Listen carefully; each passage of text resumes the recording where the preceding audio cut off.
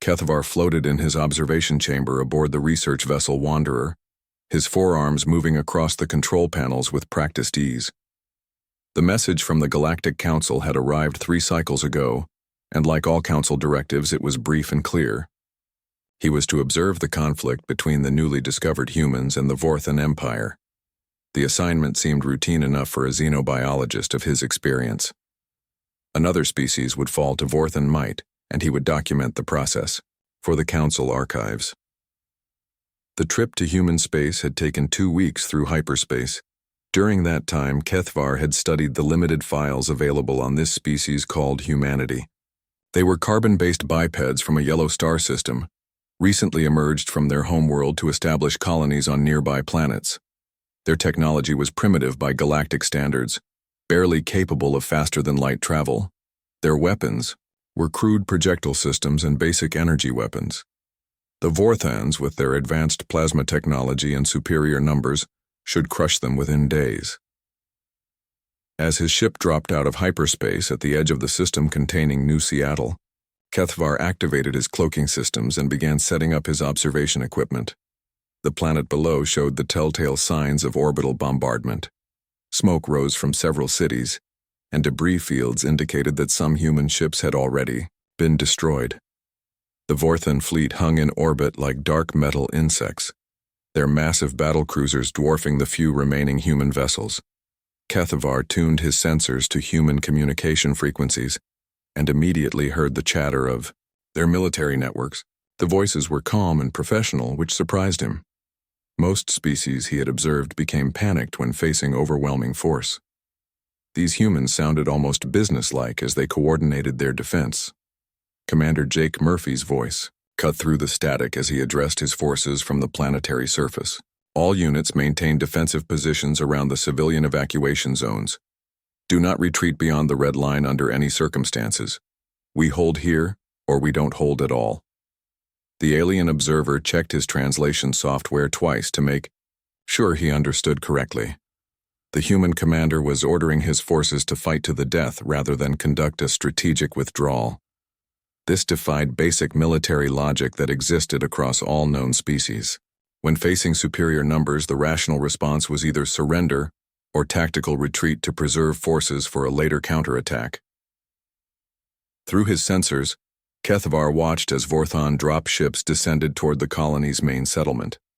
The human defenses opened fire with their primitive kinetic weapons, managing to destroy several landing craft before the others reached the surface.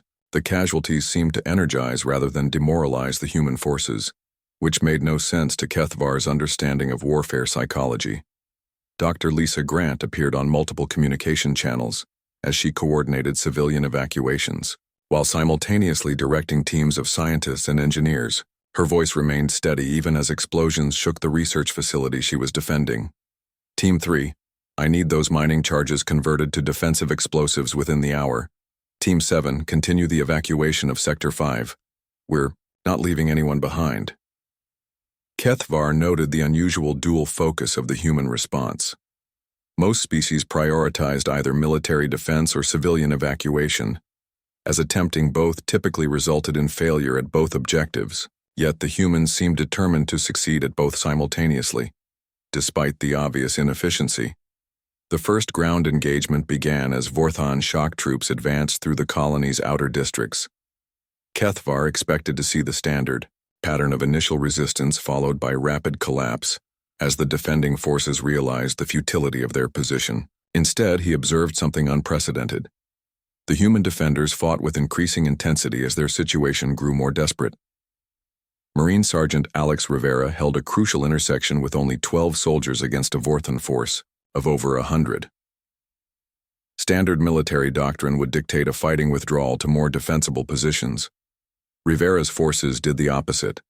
They dug in deeper and fought harder, using the rubble from destroyed buildings to create new fortifications, even as the enemy closed in around them. What disturbed Kethvar most was the human communication during these engagements. There was no panic, no calls for retreat, no negotiations for surrender terms. The humans spoke to each other with grim determination, sharing tactical information and encouraging each other to keep fighting even when their positions became obviously untenable. Private Danny Walsh's squad was completely surrounded in a residential area when their ammunition ran low. Instead of surrendering, Walsh used his final transmission to provide detailed intelligence about Vorthon troop movements to other human units. His last words were tactical coordinates that would help his comrades plan an ambush. Kethvar had observed thousands of military engagements across dozens of species, but he had never seen soldiers use their dying moments to benefit their army, rather than plea for rescue or mercy. As the first day of ground combat ended, Kethvar reviewed his observations with growing confusion. The Vorthons were winning by every conventional measure. They controlled more territory, had destroyed more enemy equipment, and inflicted significantly higher casualties on the human forces. Yet somehow, their advance had been slower than projected. Every human position had to be taken by force, often at costs far exceeding what the position was worth strategically. The Vorthon commanders were already requesting additional reinforcements, despite facing what should have been a vastly inferior enemy. Their casualty reports showed losses that normally occurred only when fighting peer opponents, not primitive species with outdated technology. Kethvar prepared his first report for transmission to the Galactic Council. Standard protocol required daily updates on military conflicts involving newly discovered species. He began typing the usual formulations about technological superiority and inevitable conquest, but found himself hesitating. Something about this conflict felt different from every other observation mission he had completed. The humans were losing, but they were losing in a way that seemed almost calculated to inflict maximum damage on their enemies. Every retreat was covered by devastating defensive fire. Every position was abandoned only after it had been booby-trapped to kill the occupying forces. The humans fought like a species that understood they were going to lose, but were determined to make that loss as expensive as possible for their enemies. As Kethvar finished his report and settled in for another day of observation, he found himself wondering if the Council's assumptions about this conflict might be incorrect. The humans were displaying a level of tactical sophistication and psychological resilience that didn't match their primitive technology rating. Perhaps there was more to this species than initial assessments had indicated.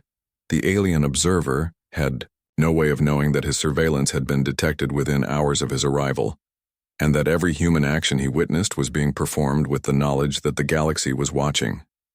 The real question wasn't whether humanity would survive the Vorthon assault, but whether the galaxy was prepared for what humanity was about to demonstrate about the true nature of warfare. 3 days into the siege of New Seattle, Kethvar witnessed something that challenged every assumption he held about warfare and species behavior. Marine Sergeant Alex Rivera had been cut off from his unit when a Vorthon plasma strike collapsed, the bridge connecting his position to the main defensive line. Instead of attempting to retreat or calling for extraction, Rivera had established a defensive position in the ruins and continued fighting alone.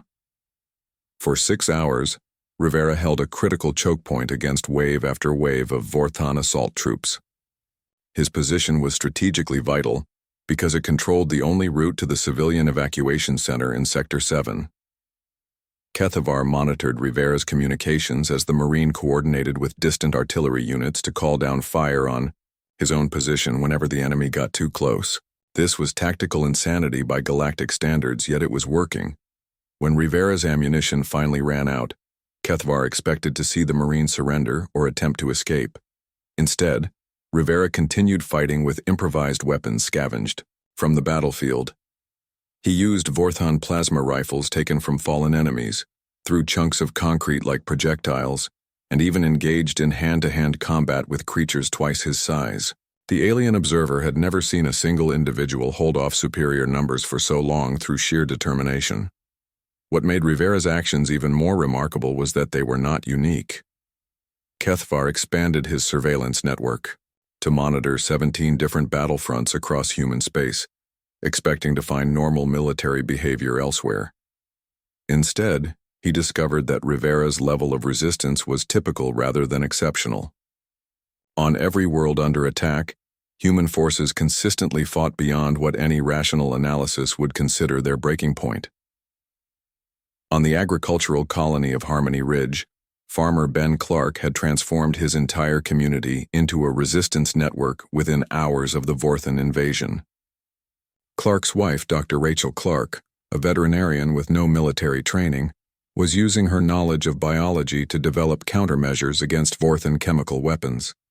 She had converted her animal clinic into a field hospital and weapons laboratory, treating wounded fighters while simultaneously creating biological agents that specifically targeted Vorthan physiology.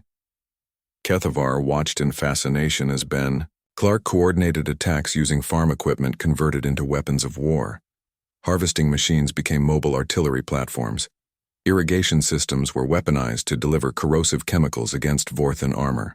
Even livestock were being used tactically, with herds of cattle stampeded into enemy formations to disrupt their advances. The humans were not just fighting with military equipment, they were fighting with everything available in their environment, turning peaceful farming communities into death traps for invading forces. Every barn contained an ambush.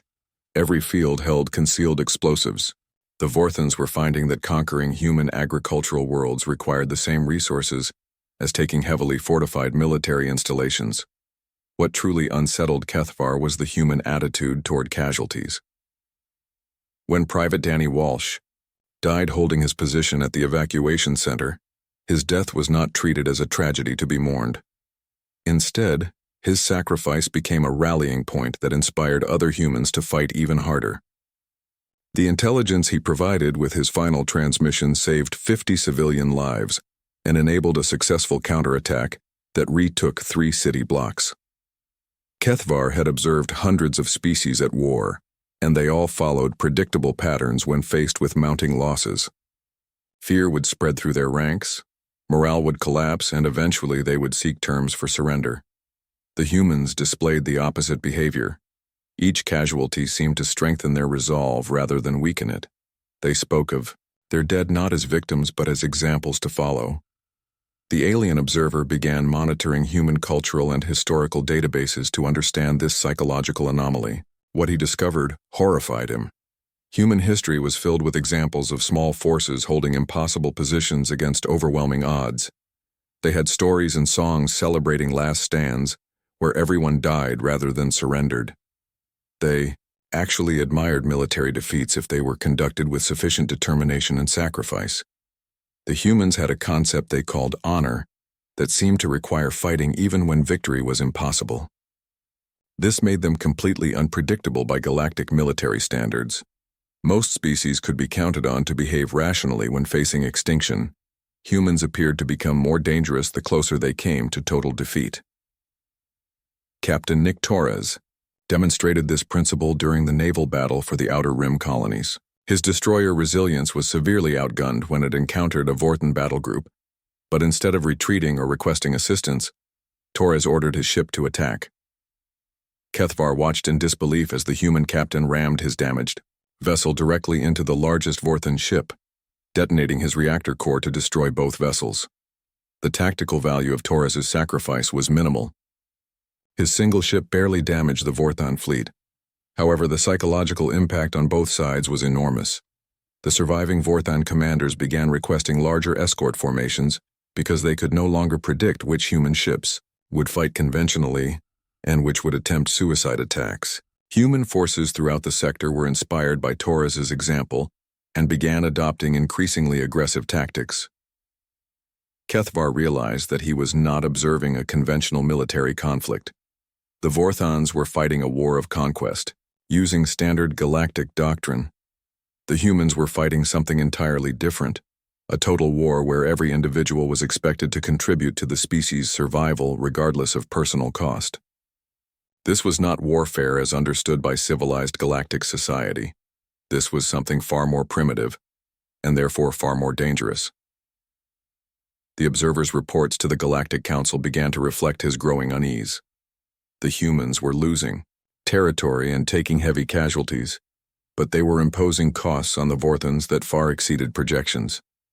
Every victory required the Vorthans to commit more resources than they had planned. Supply lines were constantly under attack by human raiders who seemed to appear from nowhere and vanish just as quickly. Engineer Kate Williams exemplified this new form of human resistance. Leading a team of technical specialists, she had spent the past week infiltrating Vorthon supply depots and stealing their equipment. More disturbing to Kethvar was that Williams was not just stealing the technology, she was reverse engineering it in real time and improving upon the original designs. Human forces were beginning to field weapons that combined human and Vorthon technology in ways that neither species had originally intended. The humans were learning and adapting faster than their enemies could respond. Every Vorthon tactic was studied, countered, and turned against its creators within days of first deployment. The invaders found themselves facing opponents who fought with Vorthon weapons modified to be more effective than the originals. As Kethvar compiled his observations at the end of the first week, he faced an uncomfortable realization. The humans were not simply defending themselves against conquest. They were systematically dismantling everything that made the Vorthon military effective. Every engagement taught them more about their enemies while revealing nothing about their own capabilities to opposing forces. The alien observer was beginning to suspect that he was not witnessing the conquest of humanity by the Vorthon Empire. Instead, he might be documenting the first stages of the Vorthon Empire's destruction by a species that approached warfare with a level of commitment that bordered on insanity. The humans were not just fighting to survive.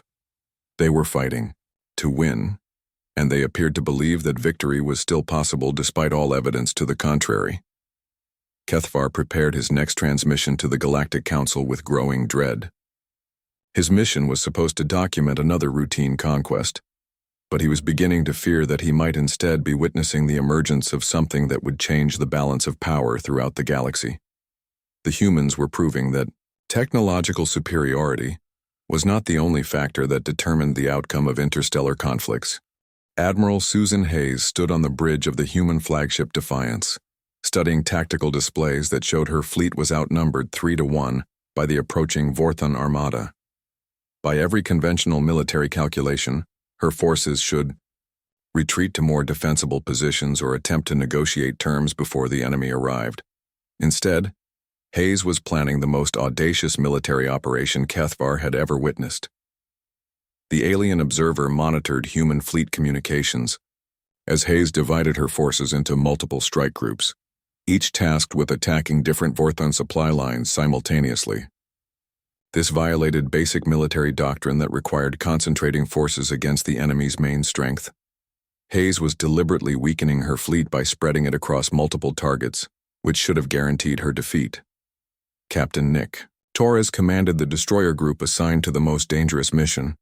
His ships were ordered to penetrate deep into Vorthon-controlled space and attack the enemy's main logistics hub. The mission was essentially suicidal, as Torres would be facing the entire Vorthon reserve fleet with only a handful of destroyers. Kethvar expected the human captain to object to such an impossible assignment. Instead, Torres responded with enthusiasm that chilled the alien observer. "Understood, Admiral. We'll give them something to remember us by." The human captain actually seemed pleased to be given a mission that would almost certainly result in his death and the destruction of his ships.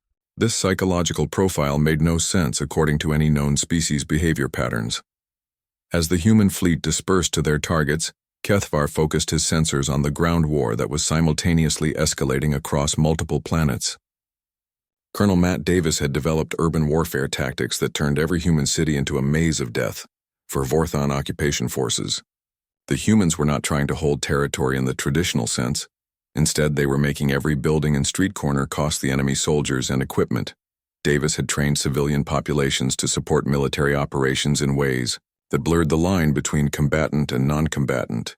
Engineers like Kate Williams worked alongside housewives and children to create improvised explosive devices from household materials. Retired teachers provided intelligence on enemy movements, while shop owners supplied hidden weapons caches. The entire human population had become a military asset. Kethvar watched in growing alarm as these tactics spread across human space faster than the Vorthons could adapt to them. Every lesson learned on one world was immediately transmitted to defenders on other planets. The humans were conducting a galaxy-wide military education program in real time, sharing successful techniques across their entire species within hours of their development. The turning point came when Captain Torres led his destroyers into the heart of the Vorthon supply network. Instead of attempting a conventional attack, Torres ordered his ships to ram critical infrastructure installations while their crews fought boarding actions inside enemy facilities. The humans were not trying to capture Vorthon equipment intact. They were systematically destroying everything the enemy needed to maintain their war effort. The Resilience, Torres's flagship, was heavily damaged during the approach to the main Vorthon supply depot. Any rational commander would have ordered retreat to preserve his ship and crew for future operations. Torres did the opposite, accelerating directly toward the largest enemy installation, while his crew prepared for what they called a terminal boarding action. Kethvar monitored the final communications from Torres's ship as it crashed into the Vorthon facility. The human crew continued fighting, even as their vessel was destroyed around them, using hand weapons to sabotage critical systems before they died. Their sacrifice eliminated the primary supply hub for the entire Vorthon invasion fleet, creating shortages that would affect enemy operations for months. What made Torres's actions even more significant was that they were part of a coordinated strategy rather than an isolated incident. While the destroyer group was attacking supply lines, other human forces launched simultaneous strikes against Vorthon manufacturing facilities, communication networks, and command centers. The humans were not just fighting the Vorthon military. They were attacking the entire infrastructure that made Vorthon civilization possible. Lieutenant Commander Ryan Peterson led deep strike missions that penetrated hundreds of light years behind enemy lines to attack targets that the Vorthons never expected to be threatened. Peterson's forces were using captured Vorthon ships disguised with false identification codes to reach installations that were supposedly secure from attack. The humans had learned to think like their enemies and use that knowledge to exploit weaknesses in Vorthon strategy. Admiral Hayes coordinated these operations from her command ship while simultaneously fighting a running battle against the main Vorthon fleet. Her tactics defied every principle of naval warfare that Kethvar understood. Instead of trying to win through superior firepower or tactical maneuvering, Hayes was using her fleet as bait to draw enemy ships away from their supply lines, while other human forces destroyed the infrastructure needed to maintain those ships. The psychological impact on Vorthon forces was becoming apparent in their communications, which Kethvar monitored through captured enemy equipment. Vorthon commanders were reporting supply shortages, equipment failures, and troop morale problems that had not existed at the beginning of the campaign. The humans were not just defeating Vorthon military units. They were undermining the enemy's entire ability to wage war. Engineer Kate Williams demonstrated the extent of human adaptation when her team successfully reverse-engineered Vorthon jump drive technology and improved upon the original design. Human ships began appearing in Vorthon space using faster-than-light travel methods that were more efficient than anything the enemy possessed. The humans were not just learning from captured technology, they were advancing beyond their teachers, within weeks of first contact. The most disturbing development for Kethvar was the realization that human casualties were no longer slowing their war effort. The species had developed industrial and military systems that could replace losses faster than the Vorthons could inflict them. Human shipyards were producing new vessels, using Vorthon materials salvaged from destroyed enemy ships. Human military academies were training replacement officers using tactics learned from studying Vorthon command structures. Dr. Amy Foster led research teams that were developing weapons specifically designed to target Vorthon biology and technology. These were not simple adaptations of existing human weapons. They were entirely new classes of armaments that exploited vulnerabilities the Vorthons never knew they possessed. The humans were conducting advanced military research while simultaneously fighting a war for their survival. The alien observer realized that the conflict had evolved far beyond his original mission parameters. He was no longer documenting a Vorthon conquest of humanity. Instead, he was witnessing the systematic destruction of the Vorthon Empire by a species that refused to accept defeat under any circumstances. The humans had transformed what should have been their conquest into the preliminary phase of their enemy's annihilation. Kethavar's reports to the Galactic Council became increasingly urgent as he tried to convey the significance of what he was observing. The humans were not simply defending themselves. They were demonstrating a new form of warfare that made traditional military thinking obsolete. They were proving that technological superiority was meaningless against an enemy that could adapt faster than their opponents could react. Admiral Hayes concluded her latest operation by capturing an entire Vorthon battle group intact, along with all the crew and equipment. The prisoners were not being executed or mistreated according to galactic conventions. Instead, they were being studied to learn more about Vorthon psychology and military doctrine. The humans were treating their enemies as sources of intelligence rather than simple obstacles to be destroyed. As the third week of conflict ended, Kethavar faced the uncomfortable realization that his presence in the system was no longer secret. Human ships had been detected scanning his cloaked vessel with sensors that should not have been able to penetrate his stealth technology. The humans knew they were being observed, and they were allowing it to continue for reasons that the alien observer could not determine. The most terrifying possibility was that everything he had witnessed was being performed for his benefit, as a demonstration intended for the Galactic Council. The humans might be using his observation mission as an opportunity to announce their capabilities to the galaxy. If that was true, then the real question was not whether humanity could defeat the Vorthon Empire, but whether any species in the galaxy would be safe once the humans decided to expand beyond their current territory. Kethavar spent the fourth week of his observation mission diving deep into human cultural databases and military communications, desperately trying to understand the philosophical foundations that drove their unprecedented effectiveness in warfare. What he discovered disturbed him more than any battlefield tactics he had witnessed. The humans were not fighting for territory, resources, or even survival in the conventional sense. They were fighting for abstract concepts that most galactic species considered irrelevant to military operations. General Patricia Stone commanded human forces across the Outer Rim territories, and her strategic communications revealed a level of thinking that went far beyond traditional military doctrine. Stone was not planning simply to defeat the current Vorthon invasion. Her directives outlined a comprehensive strategy to make the cost of attacking humanity so severe that no species would ever attempt such aggression again. She was fighting a war that extended decades into the future against enemies who had not yet revealed themselves. Kethavar intercepted planning documents that showed Stone's forces were deliberately preserving certain Vorthon military units intact, not out of mercy, but to serve as witnesses who would carry word of human capabilities back to their homeworlds. The humans wanted their enemies to understand exactly what happened to species that threatened them. This was psychological warfare on a scale that the alien observer had never encountered. The cultural analysis revealed that humans possessed concepts of freedom, dignity, and self-determination that they valued more than life itself. This explained their willingness to accept enormous casualties rather than submit to conquest. They were not fighting to preserve their civilization in its current form.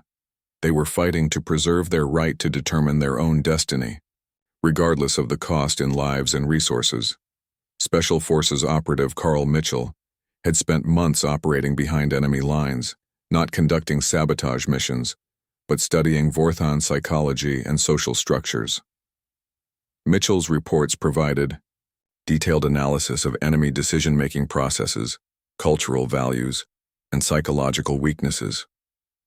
The humans were fighting their enemies' minds as systematically as they attacked their military assets. Mitchell's intelligence revealed that the Vorthons made military decisions based on cost-benefit analysis that assumed rational behavior from their opponents. The humans had deliberately violated these assumptions, making themselves appear irrational, while actually following a deeper strategic logic. Every seemingly insane human tactic was calculated to exploit specific weaknesses in Vorthon thinking. Dr. Amy Foster led research teams that had developed weapons targeting Vorthon neural systems with surgical precision. These were not crude biological weapons that caused indiscriminate death. They were sophisticated tools designed to induce specific psychological states in enemy populations. The humans could make Vorthon soldiers afraid, confused, or overconfident, depending on the tactical situation. What horrified Kethavar most was the discovery that the current conflict represented only a fraction of human military capability. Intercepted communications between human military leaders revealed that they had been systematically concealing their true technological and tactical potential throughout the war. Every engagement with Vorthan forces was a learning exercise designed to gather intelligence while revealing as little as possible about human capabilities. The humans had been studying Vorthan technology, psychology, and military doctrine for months before revealing any advanced capabilities of their own. They had allowed their enemies to believe they were winning, while secretly preparing countermeasures that would render entire classes of Vorthan weapons and tactics obsolete.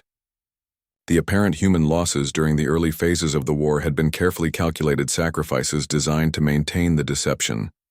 Admiral Kevin Brooks commanded the human Deep Space Fleet, which had been operating in Vorthan territory, for weeks without being detected. Brooks's forces were not conducting raids or reconnaissance missions. They were systematically mapping every Vorthan installation and preparing for a coordinated strike that would eliminate the enemy's ability to wage war. The humans had been planning the complete destruction of their enemies while pretending to fight for survival. Colonel Laura Thompson led Marine units that had been modified to operate in environments that would kill most galactic species. These were not simple environmental suits or genetic adaptations.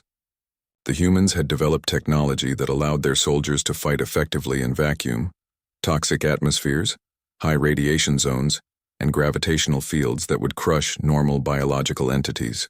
They had made themselves capable of conducting military operations anywhere in the galaxy. Captain Sam Rodriguez demonstrated human innovation by modifying his ship's systems during active combat to overcome Vorthan defenses that should have been impenetrable. Rodriguez was not following established procedures or using pre-programmed responses. He was literally inventing new technologies in real time while fighting for his life.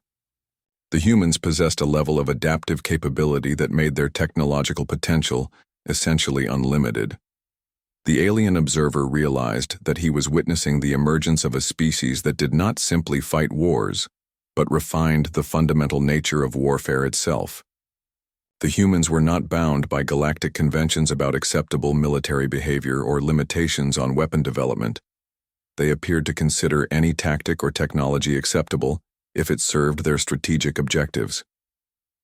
Kethavar intercepted communications from human diplomatic teams led by Dr. Janet Phillips, who were preparing for post-war contact with galactic civilization. Phillips' directives made it clear that the humans were aware of his observation mission and were using it as an opportunity to demonstrate their capabilities to the Galactic Council.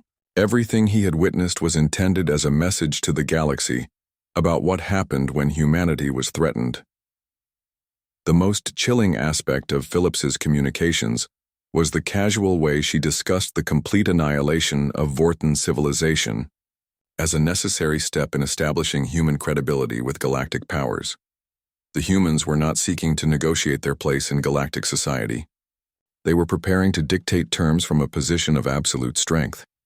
The human military communications revealed that they had been holding back throughout the conflict, testing Vorthan capabilities while concealing their own ultimate weapons.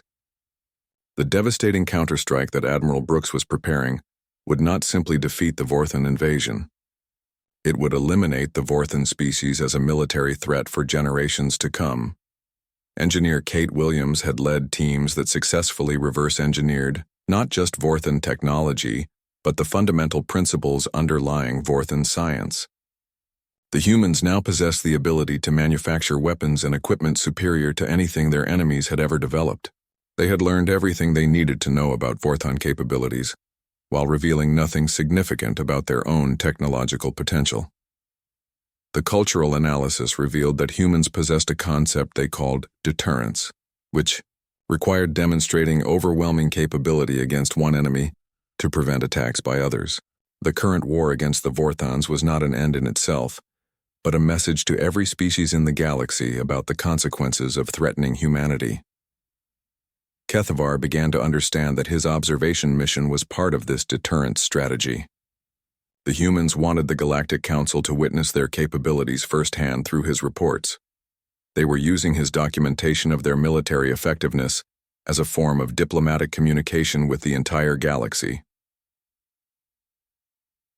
As the fourth week ended, the alien observer faced the terrifying realization that everything he had witnessed was a carefully orchestrated demonstration designed to establish humanity's position in galactic civilization through the controlled application of overwhelming force.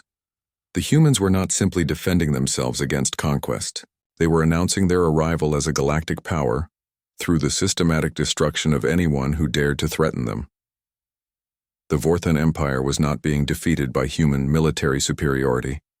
It was being eliminated as an object lesson for the rest of the galaxy.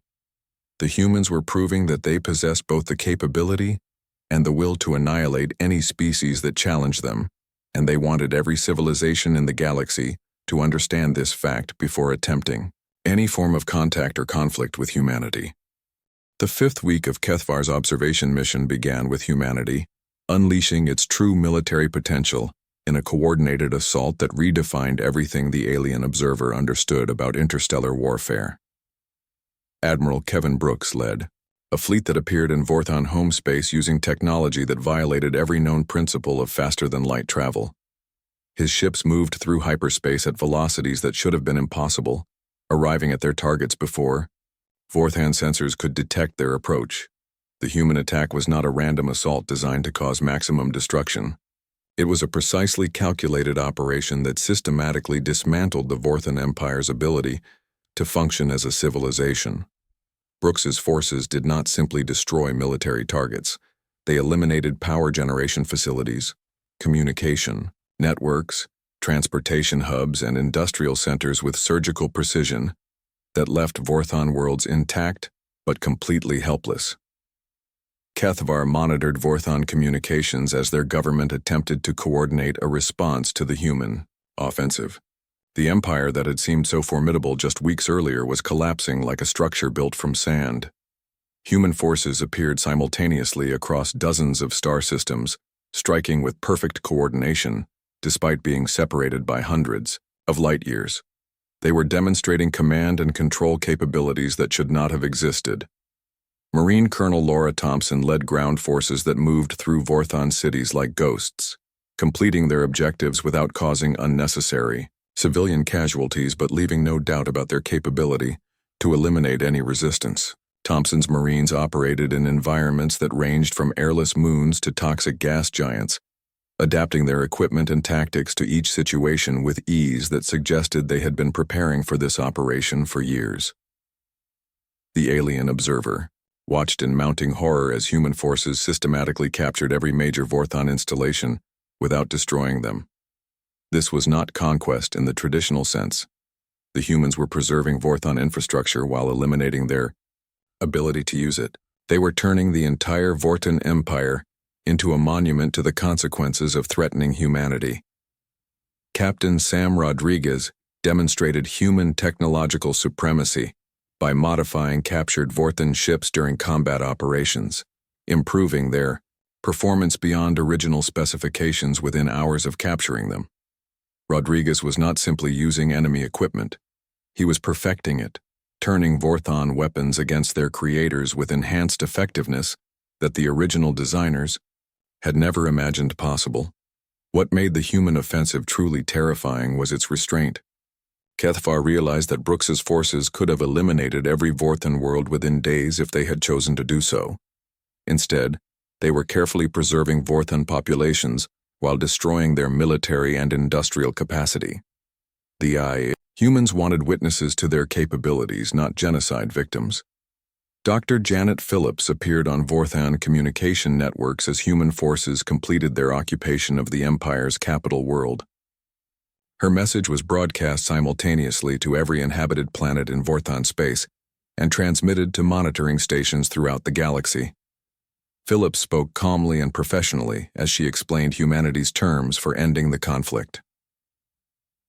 Humans were not demanding tribute, territory, or submission from the Vorthan Empire. They were requiring complete demilitarization and the establishment of human observation posts throughout Vorthan space to ensure compliance. Any attempt to rebuild military capabilities would result in the immediate sterilization of the offending worlds. Phillips delivered this ultimatum with the same tone she might use to discuss weather conditions. What chilled Kethvar most was Phillips's casual acknowledgement of his observation mission during her broadcast. She addressed him directly, thanking him for documenting human capabilities for the Galactic Council and expressing hope that his reports would help other species make informed decisions about their relationship with humanity. The humans had known about his surveillance from the beginning and had been performing for his benefit. Phillips explained that humanity had detected his cloaked vessel within hours of its arrival and had chosen to allow his observation to continue as a form of diplomatic communication with the galaxy. Every human action he had witnessed was intended to demonstrate their military capabilities to the Galactic Council through his reports. The entire war had been a carefully orchestrated message to galactic civilization.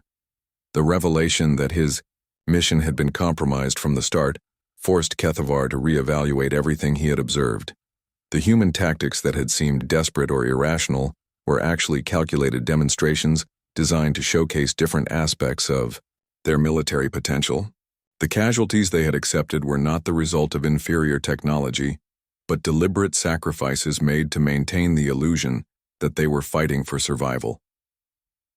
Admiral Brooks completed his operation by establishing permanent human bases throughout former Vorthan space, not as occupation forces but as monitoring stations designed to ensure compliance with demilitarization requirements.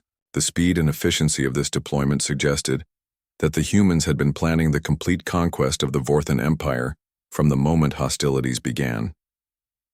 Engineer Kate Williams appeared in human communications networks as she established research facilities on captured Vorthan worlds, not to study enemy technology, but to develop new weapon systems using resources from the conquered empire. Williams was turning Vorthan industrial capacity into a manufacturing base for human military equipment, creating a self-sustaining war machine that could expand indefinitely. The psychological impact of the human victory extended far beyond the Vorthan Empire. Kethvar monitored communications from dozens of other species as news of the conquest spread throughout the galaxy. Civilizations that had considered themselves major powers were reevaluating their military capabilities in light of human achievements. The balance of power in galactic civilization had shifted permanently. Dr. Phillips contacted Kethvar directly through channels that should not have been able to penetrate his ship's security systems. Her message was brief and terrifying in its implications.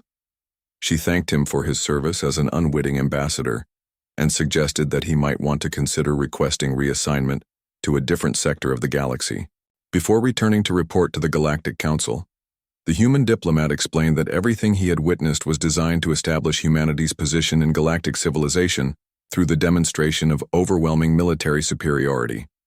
The Vorthan Empire had been selected as an example because their aggressive expansion threatened human colonies. But any species that posed a similar threat would face identical consequences. Phillips's final words contained a warning disguised as friendly advice. Humanity had no desire for territorial expansion or conflict with other species, but they would not tolerate any threats to their freedom or independence. The galaxy now understood what happened to civilizations that attempted to conquer or subjugate humanity. Future interactions should be conducted with this knowledge in mind. Kethvar prepared his final report to the Galactic Council with trembling appendages as he tried to convey the significance of what he had witnessed. Humanity was not simply another species capable of defending itself. They represented a fundamental change in the nature of galactic civilization. Every assumption about warfare, diplomacy, and the balance of power had become obsolete.